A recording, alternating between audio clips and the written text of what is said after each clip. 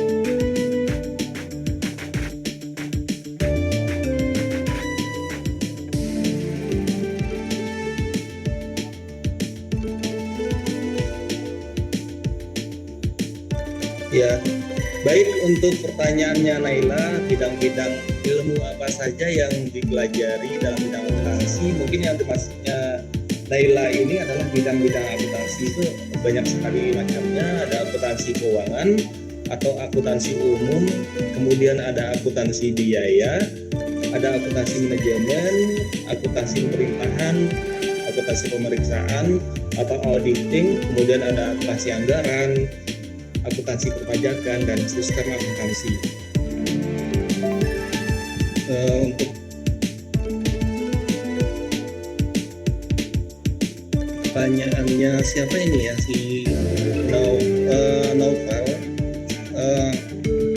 apabila sudah lulus kuliah akuntansi ya, jadi nanti kalau misalnya mengambil jurusan akuntansi.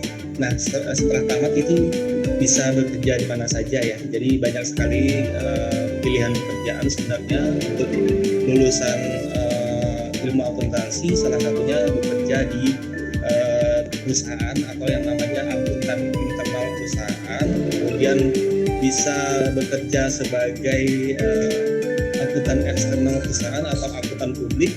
Di sini tentunya berkaitan dengan auditing juga. Jadi perusahaan-perusahaan tertentu melakukan auditing untuk apakah akuntan di perusahaan tersebut sudah berjalan sebagaimana mestinya. Kemudian juga bekerja di pemerintahan atau yang namanya akuntan pemerintah. Nah, di sini bekerja di lembaga-lembaga pemerintahan seperti di bank-bank pemerintahan. Kemudian ada lagi di Direktorat Jenderal Pajak atau di bidang-bidang pemerintah lainnya ya. Ini namanya akuntan pemerintahan. Kemudian akuntan pendidik ini seperti dosen yang mengajar di perguruan tinggi dan tugasnya adalah untuk melakukan pengembangan daripada ilmu akuntansi kepada masyarakat.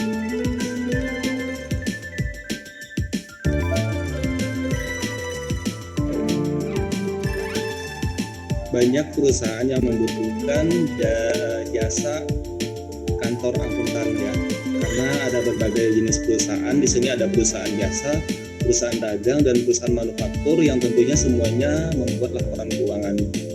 Untuk memperbaiki manajemen perusahaan, akuntan biasanya memberikan jasa melakukan penilaian apakah sudah standar akuntansi yang dikerjakan di perusahaan tersebut sudah sesuai dengan standar akuntansi yang diterapkan. Baik untuk pertanyaannya si Rifat Maulidia, seberapa pentingkah seseorang mempelajari akuntansi dalam kehidupan sehari-hari? Dan apa yang terjadi jika ilmu akuntansi tidak diterapkan bahkan diabaikan?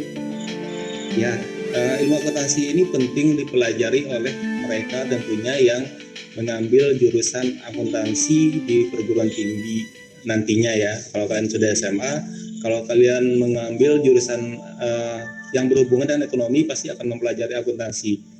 Jadi ini penting dipelajari oleh mahasiswa-mahasiswa yang menimba ilmu di bidang ekonomi ya, terutama yang di bidang akuntansi. Kan ada ekonomi pembangunan, ekonomi manajemen, ada ekonomi perpajakan, dan akuntansi sendiri ya. Jadi semuanya mempelajari akuntansi nantinya. Itu tergantung kebutuhan seseorang tersebut ya.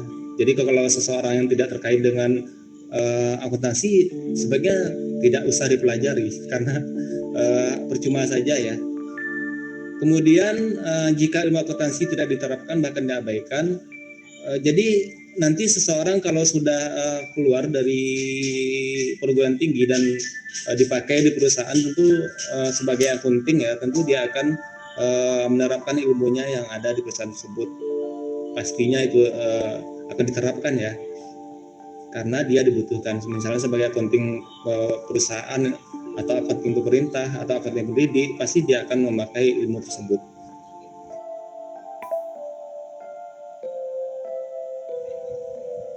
Baik, pertanyaan dari Putri Asrini Fari, mengapa di dalam perkuliahan jurusan akuntansi itu bisa diminati oleh banyak orang? Ya, saking banyaknya peminat dari akuntansi atau manajemen atau perpajakan, dimanapun itu jurusan tersebut ada ya, banyak sekali kampus-kampus atau sekolah tinggi yang membuka program tersebut ya.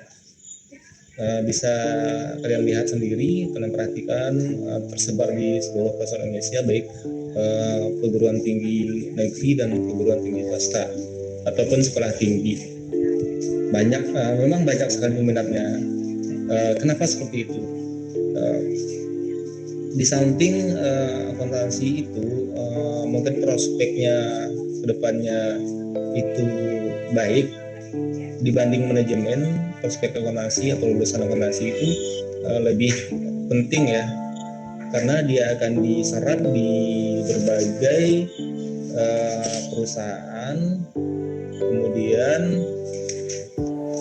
dia akan bekerja secara internal di sebuah perusahaan, kemudian dia juga bekerja nanti di pemerintahan, kemudian juga bekerja nantinya sebagai auditing ya atau akuntan publik, bisa juga bekerja sebagai akuntan politik. Jadi ini adalah salah satu jurusan yang difavoritkan di perguruan tinggi karena prospeknya tadi ya.